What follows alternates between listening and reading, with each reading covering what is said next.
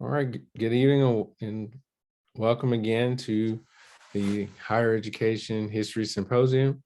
I'm Dr. Edwards from Tarleton State University, and our next presentation is on the history of Hispanic serving institutions. Hi, good evening, Dr. Edwards, and good evening, everyone. I'm sorry we had our delays earlier, but our presentation will describe Hispanic serving institutions and their role within the American higher education system. We'll give an overview of the literature. We will talk about and speak about our observations, our expert interviews, and our best practices that we have researched throughout the semester, and our reflections over Hispanic serving institutions. Again, my name is Kiara Prado. I have a Bachelor of Public Administration, and I am pursuing a master's in higher education administration. I just, after 17 years, transitioned out of the high school classroom. And I am now an admissions counselor at Sam Houston State University. And I've been doing that for just under, or at a month, just at 1 month. So I'm excited to start this new journey, and I'm excited, we're all excited to have you all here with us. So just a little introduction of Hispanic serving institutions. So basically, Hispanic serving institutions are defined as institutions of higher education that are an eligible institution. It has an undergraduate full-time enrollment status of at least 25% Hispanic students, and that award is presented yearly. The infographic that we got from Excelencia, which is basically the they are the official governing body of HSI. So they basically say, yes, you're an HSI, and then what give them the, I guess, authorities or it's just a prestigious thing. Says, as you can see, there's 559 HSIs, which represent 18% of all institutions. They enroll 66% of all Latino students. And as you can see in the sectors, it has 2/3 of HSIs are public, and almost 60% are four-year institutions. Within Excelencia, they do divide up their organizations into associates, bachelor's, graduate, and postgraduate certificate institutions. So there's different ways of achieving this HSI progress.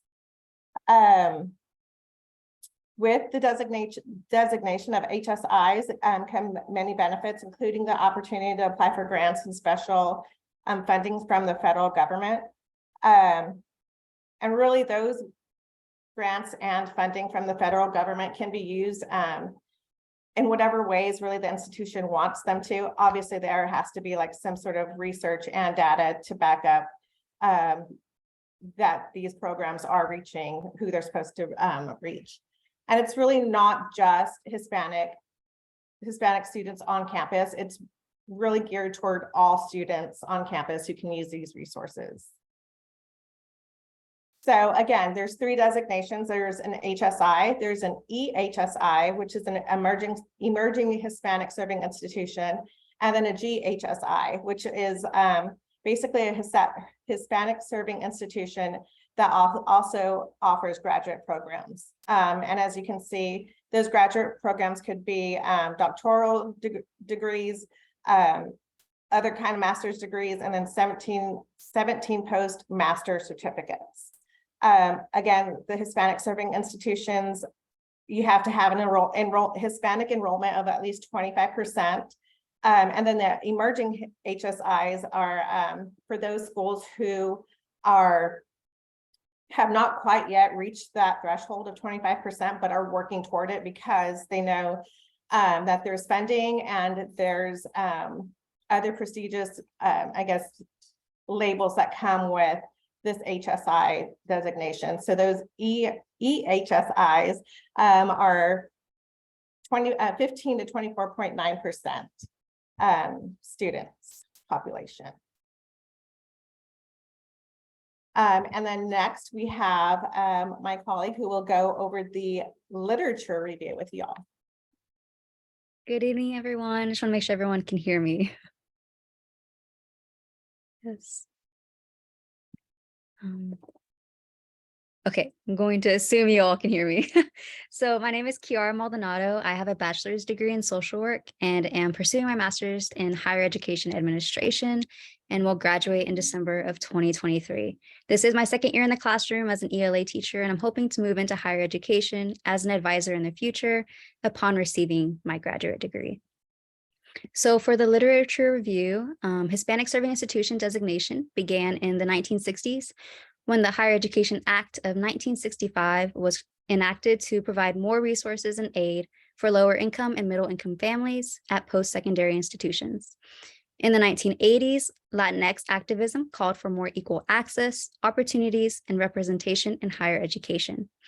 Higher immigration rates in the 1990s caused further debate on the issue, and in 1992, the Higher Education Act legally defined HSIs and added them to the Act under Title III, Institutional Aid, recognizing institutions serving large populations of Hispanic students for the first time.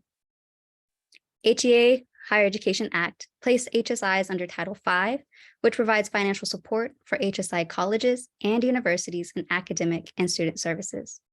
Title V is a significant source of income for HSI schools, and this income increased from $12 million in 1995 to more than $238 million in 2010. While Title V is a major source of funding, one oversight is that Hispanic students are not fully aware of financial assistance that they can receive. Hispanic serving institutions do not have a set mission regarding serving Hispanic Latino populations, and thus are unsure of how best to serve them.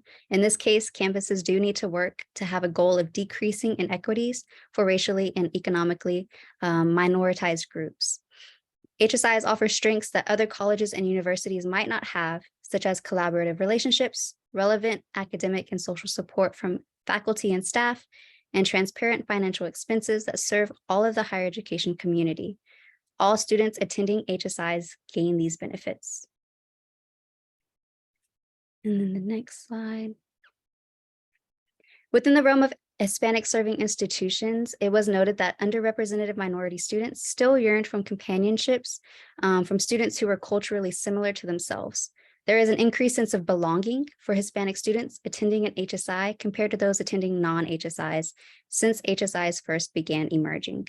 However, there is little research done on how HSIs are altering their campuses to support Hispanic students, and there are some HSIs who are not pursuing initiatives to increase Hispanic students' success outcomes. There are many benefits, though, of Hispanic serving institutions, such as being better equipped to place resources for students whose first language is not English. Many students attending an HSI are first generation and from a low income background. So to have equipped faculty and staff that validates their students' experience makes a difference. Many low income students enrolled in colleges are there part-time, and it is important for them that they have a positive relationship with faculty and are offered mentorship and additional help from their classes. Many Hispanic serving institutions provide resources for students that they did not have much access to in the past, such as financial assistance, mentorship opportunities, and physical space. Being designated as a Hispanic serving institution provides funding to that institution, which can be used for faculty, new equipment, and other services. HSIs play an important role in providing opportunities for access and success for Hispanic Latinx students. One experience that may help students feel less isolated is participation in student groups. Student groups not only provide a supportive social outlet, they also provide opportunities for networking, building leadership skills, and developing practical competence. It is noted that in the last few decades, there has been a significant increase in the number of Latino Greek organizations nationally. Students from underrepresented minority groups have primarily begun to organize themselves into groups, which has led to retention and persistence.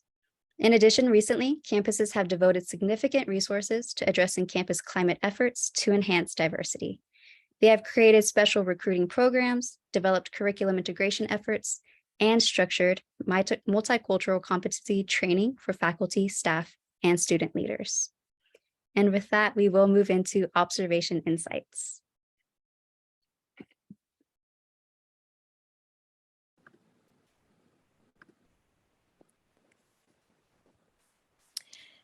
Thank you. Hi, everyone. My name is Desiree. I have my bachelor's in social work as well, and I'm also wanting to pursue my master's in higher education. I'm hoping to work towards becoming a college advisor and working more with first generational students. But that is a little bit about me. So to get started on the observations that we made as a group, um, regarding the first observation that we made was regarding universities that are designated as Hispanic serving institutions. The second observation made was regarding the advantages of Hispanic serving institutions, also known as HSIs, like Texas State University. And the third observation was made regarding Hispanic associations of colleges. Um, Lastly, we also observed student services or student organizations in higher educational institutions. And within those observations, that it was found that many Hispanic serving institutions provide cultural alliances, cultural months, multicultural Greek councils, and international educational opportunities. According to Texas A&M of Corpus Christi, you'll notice that within those websites and pictures provided, that diversity is very important to them, and also based on those clubs and organizations that they provide. Um, Texas State University also has many opportunities and advantages to offer for Hispanic and Latino students. According to the Texas State catalog, the Texas State University was designated as a HSI in 2010. So they were also providing numerous services and programs available to students without or throughout the college. Moving on to the Hispanic Association of Colleges, which is another organization that helps Hispanic students find resources or seeking opportunities and financial assistance. This HACU was founded in 1986, and the purpose of this institution was to give, or the website provided was to give readers insight into how colleges and universities reach out to various Hispanic and Latino communities. There's also the Texas Association of Chicanos in Higher Education, the American Association of Hispanics in Higher Education, and Excellencia in Education. Um, It's known that Hispanic students have the lowest college graduation rates of any racial group in the United States, um, or similar to other racial groups, according to the research. As a result of these findings, student services or student organizations in higher educational institutions are committed to Hispanic students' success, both during and after they complete their higher education. The Texas Association of Chicanos in Higher Education and the AAHHE and Excellencia also emphasize the importance of expanding educational and employment opportunities for Hispanics, Chicanos, and Latino students in order to ensure Latino success. And now I will pass it over to my group member.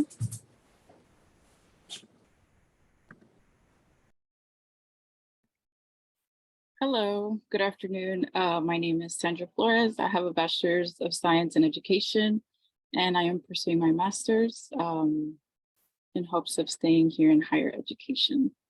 So let's get started with our expert interview insights. Our first interviewee is Janine Bias, Chief of Diversity Officer at Sam Houston State University. Janine has more than 20 years of progressive leadership in higher education administration with a strong emphasis on inclusive excellence and systemic collaborative approaches to management and problem solving. Their interview is really knowledgeable about her university. She mentioned that Sam Houston State University was founded as a teacher college, but since then it has become a prominent criminal justice school, and the business program is highly rated as well. She also mentioned that Sam Houston State University received its HSI designation 6 months earlier than anticipated. So with that, Janine had just completed an assessment of current programming, which they used to their advantage. They could be more intentional towards serving their target population, Hispanic students, but not just Hispanic students, other marginalized students. And then being collaborative with multiple populations was a good advice that she had, taking this value and reaching across lines and multiple populations. You have a space at Sam Houston State University that allows students to thrive regardless of where they come from. Next slide. Our next interviewee was Jenny Watts, Executive Director of TRIO Programs here at Tarleton State University. Jenny Watts has 29 years of experience here at Tarleton State University with her TRIO programs. She is a grant writer for TRIO programs. TRIO programs came out of the Civil Rights Act, President Johnson, and the War on Poverty. It led to there being a federal program that provides opportunities and access inclusion for historically marginalized students. So with their grant, they get to help a lot of students within the university setting, as well as high school students reach their goal into going into higher post-secondary education. TRIO programs has also evolved to provide everything in English and Spanish, including informational sessions, brochures, and even hiring bilingual staff. This is important because Tarleton is a predominantly white institution, so having more bilingual staff will make it more easier, more comforting, more inviting for that Hispanic population, as well as any other marginalized students. Tarleton has also seen a lot of campus growth, not just structurally, but in enrollment, as well as in now approaching the ability to apply to be a Hispanic serving institution.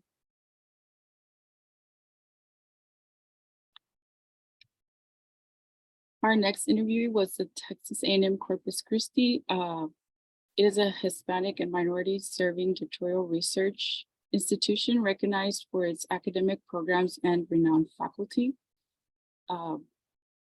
It currently creates and cultivates a diverse space by incorporating cultural months, international education, and multicultural Greek Council. Texas A&M is pushing for programs that are tailored to its students' population to create a more diverse institution and inviting atmosphere. It is also important to know where the students come from, like their cultural and their background to serve them better, excuse me. And our last interview was Dr. Wallace, an Assistant Vice President of Diversity, Equity, and Inclusion here at Tarleton State University. Dr. Wallace has 30 years in student affairs. She's worked as a housing and director at Baylor, as well as housing at Tarleton and assessment and planning at Tarleton. She mentioned that Tarleton is an emerging Hispanic enrolling institution, and they hope to get their designation of a Hispanic serving institution. Tarleton is also currently 23% Hispanic serving, so her goal is to, with this percentage, she wants to focus more on how to serve the Hispanic population as well as other students. As soon as they receive the Hispanic serving designation, they will use the funds to better serve their students. And she is also, her as well as her division and the whole university is working on receiving the seal of Excellencia. So now we will talk about our best practices.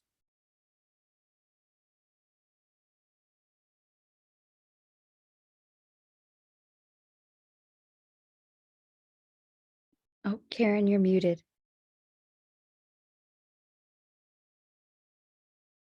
And I had just said I was having technical difficulties. I'm like, I don't know, everything was working great earlier. But Dr. Gina Garcia in 2017 defined servingness as moving beyond simply enrolling a Latinx or Hispanic students and serving them in a way that intentionally provides them with culturally enhancing learning environment and ensures that their college experiences and outcomes are equitable.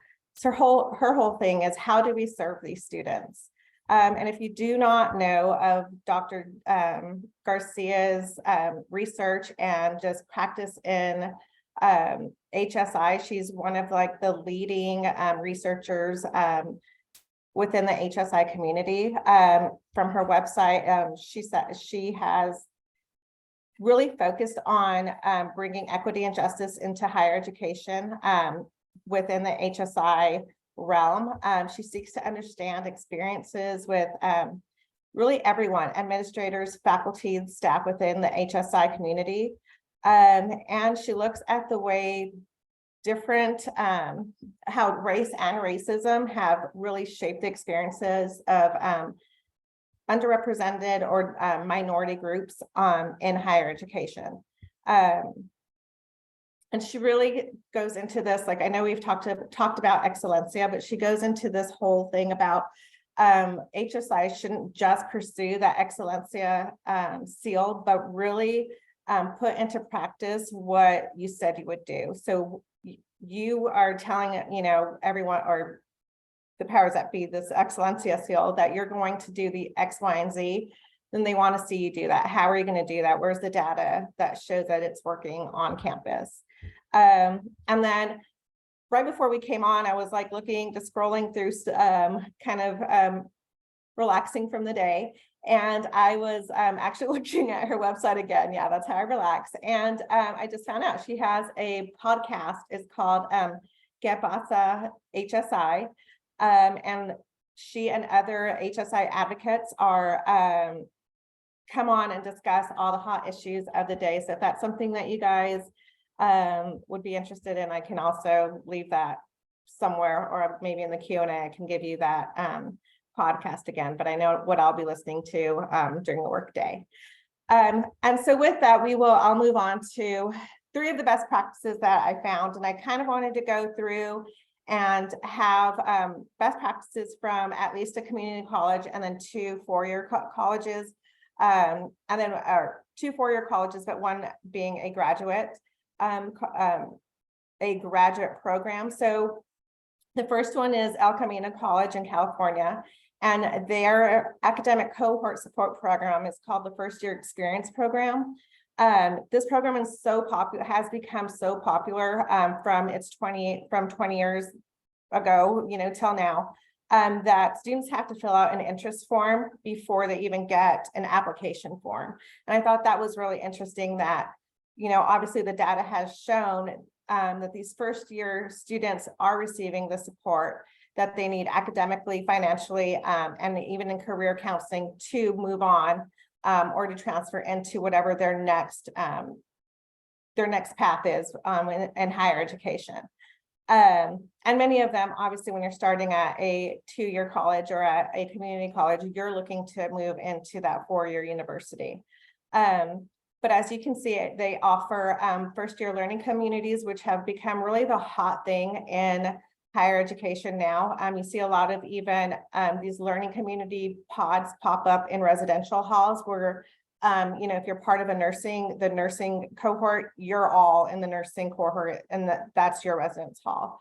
You know, they have peer and faculty mentorships, which I believe are really important, especially, and I think we talked about this, you know, in one of our other presentations, having faculty and staff that look like you or that you can somehow connect toward because they have that same cultural background as you is super important when you see that they are in these higher level leadership.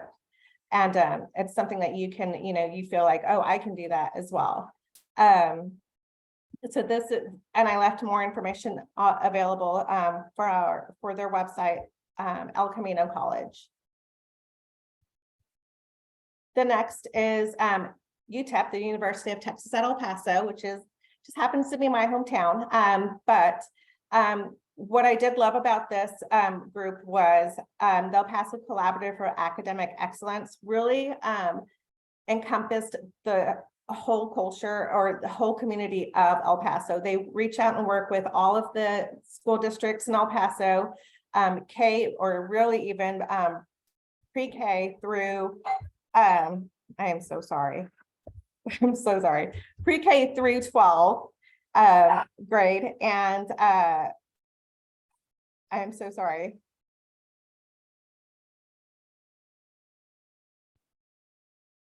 Today's just my night. I'm not sure who's at my door. So anyway, they are this collaborative that works pre-K through 12th grade and even beyond that. So they're just trying to get through and they work with El Paso Community College and other partners and businesses in the industry so that they are making sure that their students are well prepared for after graduation. The next is the graduate program from the University of Texas at San Antonio. All our admitted students, this is an MS business program and is not an MBA, which we're usually we're more used to in this day and age. But this is really focused on students who are not business majors. They come from like kinesiology or maybe health sciences or some other program, and they're looking to get into the business side. So about 25% of these students are admitted. 57% of the students enrolled in the MSB programs are of Hispanic descent, compared to 40% of the Hispanic students in the college, business of college. And so since it has grown 64% and from 2019 to 2020 academic school year. So yes, and again,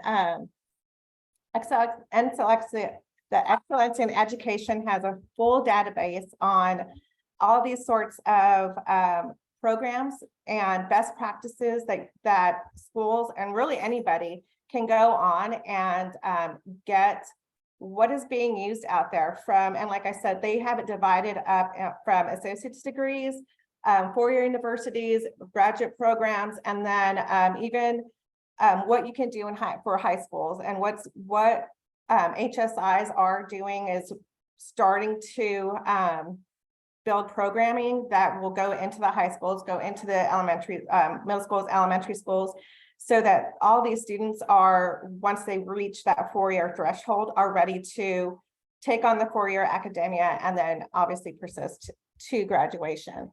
Like I said, the outcome for all of those best practice programs is really to see the highest number of not only Hispanic students graduate, but also students all on campus are welcome to come on to these, participate in these programs and make what they can of it and go into their next steps of their careers.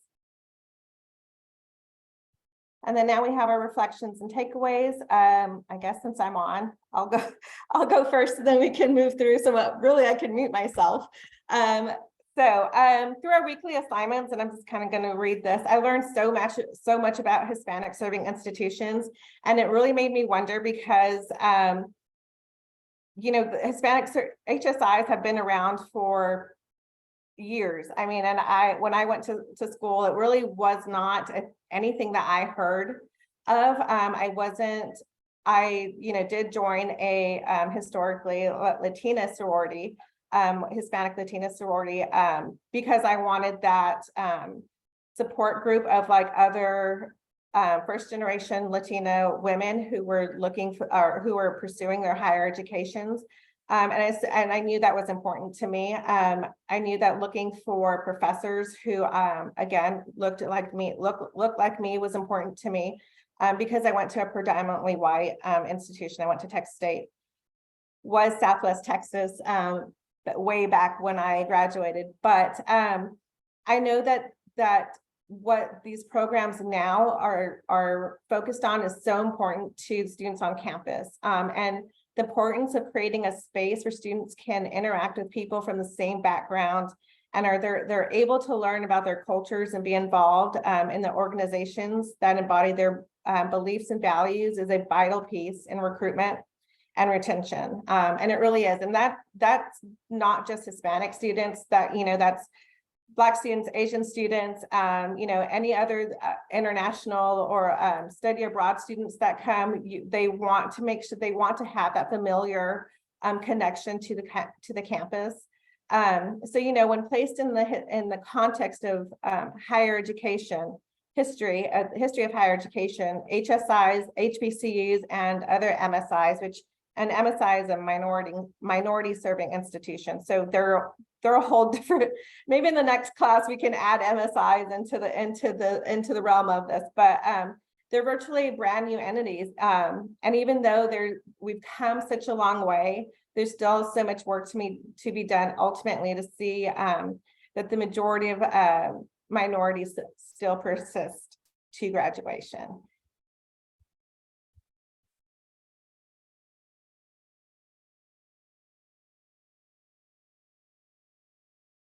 I can speak next. This is Kiara again. So Hispanic-serving institutions, in my opinion, are an integral part of helping underrepresented groups gain those financial opportunities or academic supports that they otherwise may not have had.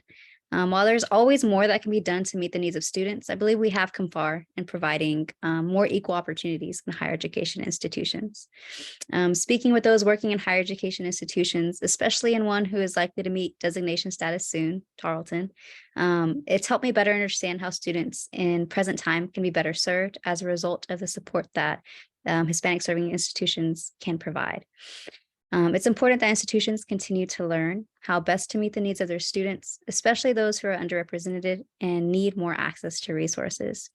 I too did attend a non-Hispanic serving institution, and I did want to feel that sense of belonging as well. So I also joined as a Latina-based sorority, and it helped me gain that sense of belonging, that connection that I hadn't had, in my opinion. And I did try to find faculty who looked like me, and I felt a better kinship with those faculty as well. So I do believe it's important that we try our best to meet those needs of students.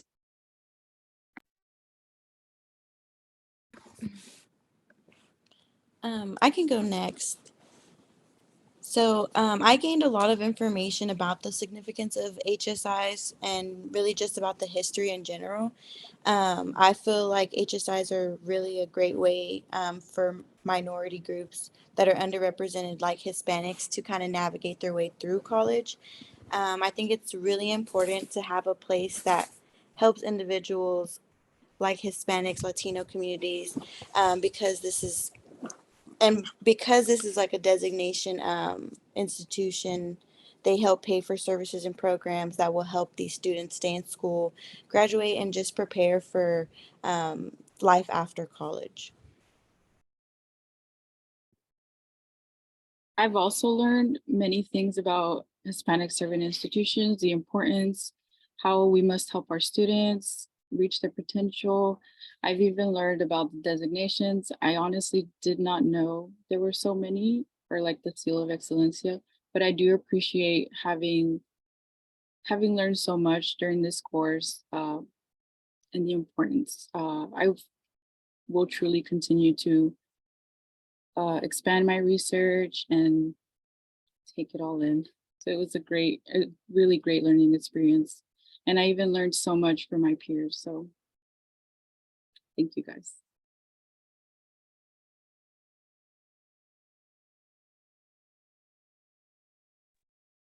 And I think with that, we are done. We made it through our presentation. There will be no more. So we just ask if anyone has any questions for us.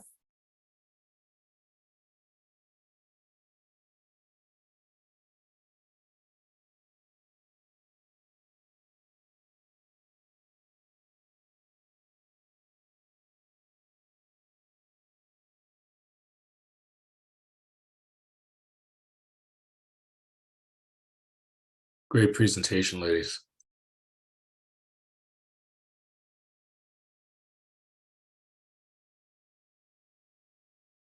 May I ask this one question?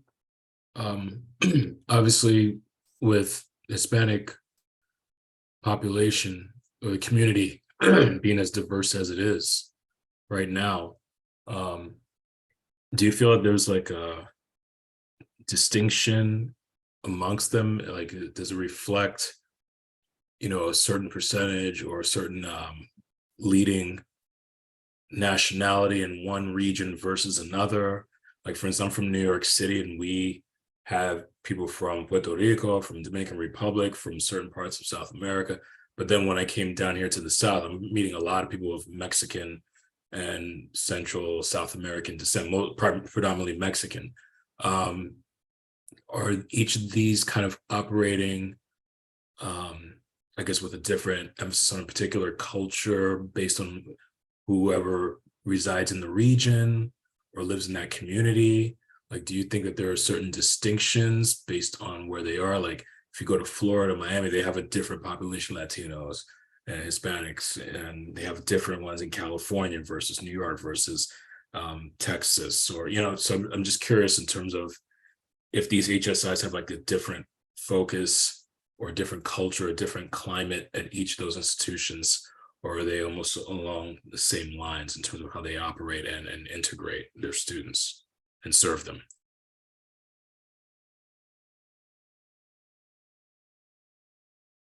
Well, I'll go ahead and answer or try to answer part of it for you. So I think that what we found was that really the HSI designation, what institutions are wanting this designation for is really to get the federal funding. Obviously, they're wanting to use it to bring in, programming and create policies, different things like that for students, but it's not necessarily just for Hispanic students, it's for all students. I know that I did listen in on a webinar from, and part of it was, she was from UCF, University of Central Florida. And she was talking about the different programs that they had to implement after COVID, or right when we were going into that quarantine period. And while she was talking about her experiences of really their enrollment declining, why it declined, and what they were doing to try to bring that enrollment back up that following fall, so I guess the fall of 2020. Her experiences mirrored that experience of the other speaker, who was, he was the president of the San Antonio colleges, so like the community colleges in San Antonio.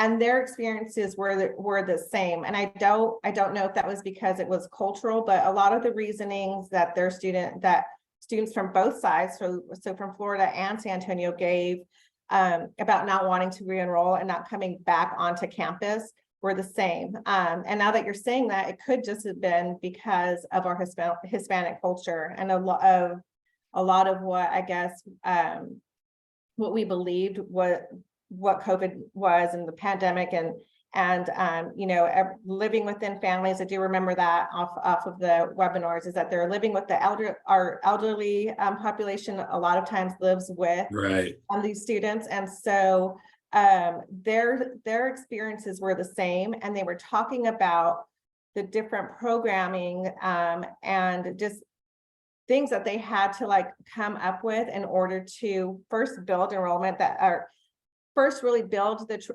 trust in students and families, because within the Hispanic culture, and what I've learned even in my 1 month of being an admissions counselor is you really have to recruit the family.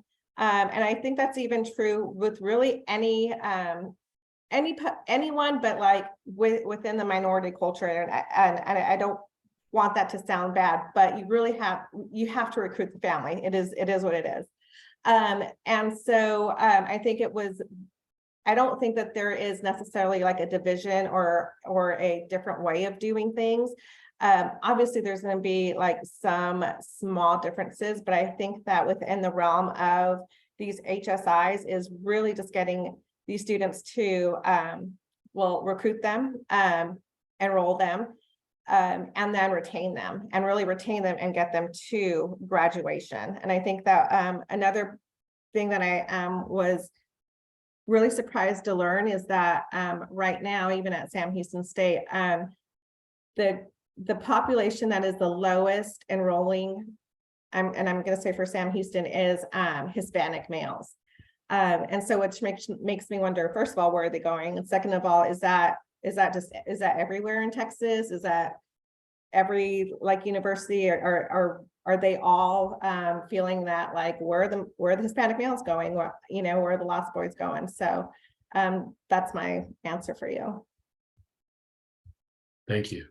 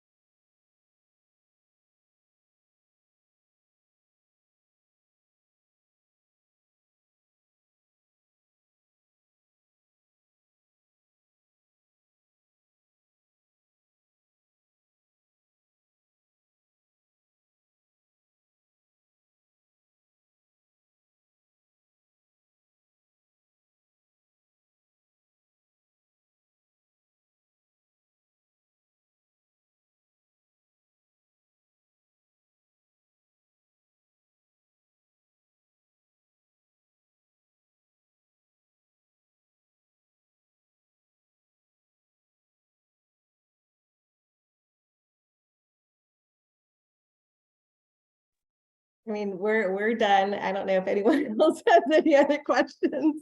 I know we're all just sitting here like in silence. I'm not real sure what's happening or if you guys can hear us, but we're done with our part.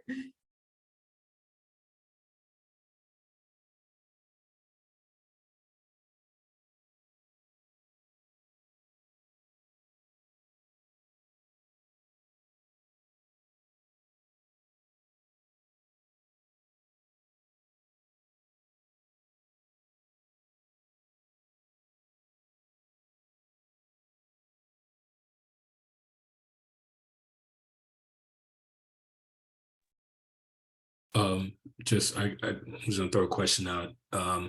So there's also the fact that there are students who are students who are I'm sorry, I'm kind of losing my mind here a little bit.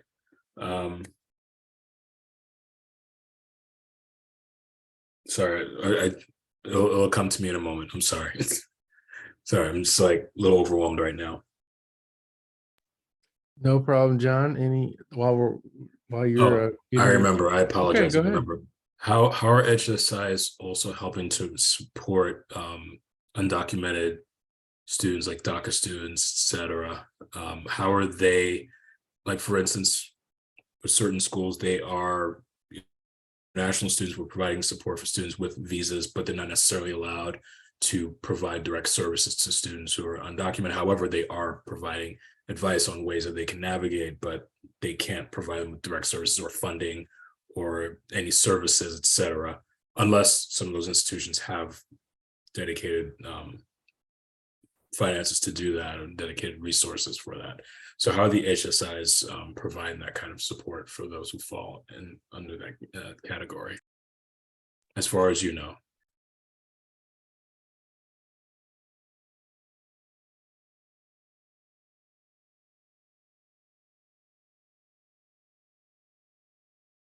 And if you're not sure, that's totally okay. You can just be like, So we're I not, can- I'm going to be I can totally look into that honest. myself.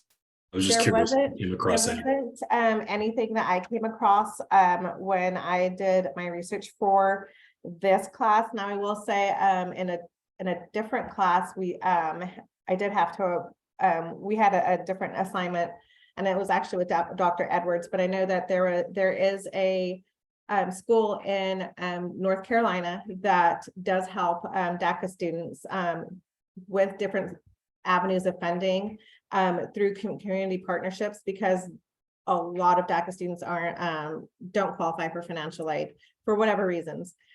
So they are actually given go out and try to get community partnerships to fund these DACA students and their educations. And really, that's the only experience or research that I have found with the DACA students and HSIs, but I think that's a great question. I think that's really something that needs to be looked into. Yeah, how are HSIs helping DACA students? And I don't know if Sandra, Desiree, or Kiara know, feel free to hop in there. I personally haven't read anything about DACA students specifically, just that they help out, like Karen said, the community and the institution help the students out financially. TASPA, in-state funding mostly, but other than that, HSI specifically, I haven't either, sorry. Yeah, I think Sandra mentioned TAFSA. I know that, while they wouldn't be eligible for, FAFSA type funding, in many cases, they are eligible for funding through TAFSA, which is the state application. So that's one strategy, which is probably not adequate, but it's one strategy.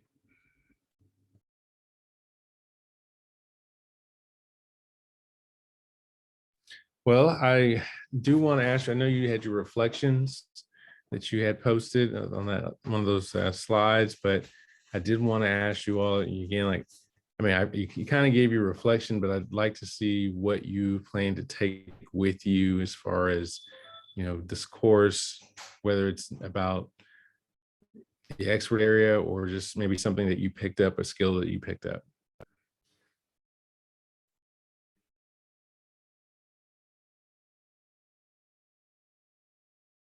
For me personally, a skill I picked up was knowing how to, one, research what I don't know, and also ask questions when I'm uncertain. Interviewing the Dr. Wallace and Jenny Watts was very informative for me. I learned a lot. And again, I had not known almost next to nothing about Hispanic serving institutions in general, what that means, what that meant. And I didn't attend a Hispanic serving institution. So going forward, I think it's important that I continue my research and continue to ask questions when I don't know and when I'm uncertain. And I know for sure that I'm now more aware of what it can take to work with students who are of an underrepresented group. And how much work goes into that. And I think when I move into higher education, I'd like to specifically work in those areas of helping support those students with resources, access, and things like that. So I think I've been able to better develop my research ability. I want to piggyback off that. Researching as well, and then data is very important in HSI and any other institution. So that was a big takeaway of mine, and also reading, a lot of reading, and then just continuing learning. That was a big takeaway of mine. I also really didn't know much about HSIs, or that there were even like institutions, that were Hispanic serving. I didn't go to a Hispanic serving institution, but I am working in a college right now, and a 2-year college, TSTC, which is a technical school. So after, doing a lot of research in Hispanic serving institutions, I became more interested in it. And I kind of want to work more with first generational students as well as the Latino community, and kind of helping them provide, those resources and letting them know that there are other options and financial assistance out there for them to access. What I do at my job is I'm a student recruiter. So I go out to high schools and I recruit students to come to Texas State Technical College. And I actually had an experience where I went to a school called Mejia. And a lot of the students were predominantly Hispanic, and their parents knew little to no English. So it was different to see how, and it was a FAFSA event. So they were trying to find out their options in financial aid and how do they help their child receive assistance, and what are their options to attending colleges. And it just was a great experience to be able to help them and let them know that there are opportunities and resources for them.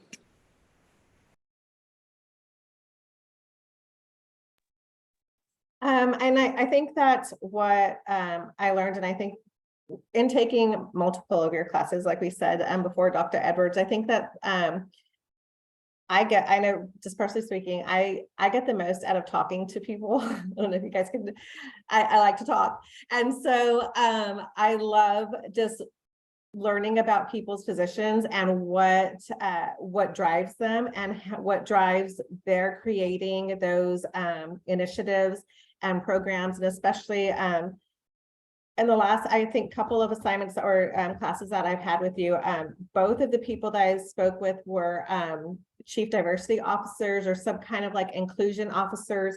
And what I've learned is that those like vice president roles are just now becoming like the norm, which kind of like blows my mind, because we're just now, I mean, in like 2020, and we're just now getting those like VP of diversity and inclusion or VP of, whatever, like really just diversity. And so I think that talking to those people and picking their brains about where they're going with these HSI designations. Like I said, I spoke to Ms. Bias from Sam Houston State, and Sam Houston State just received our HSI designation this year.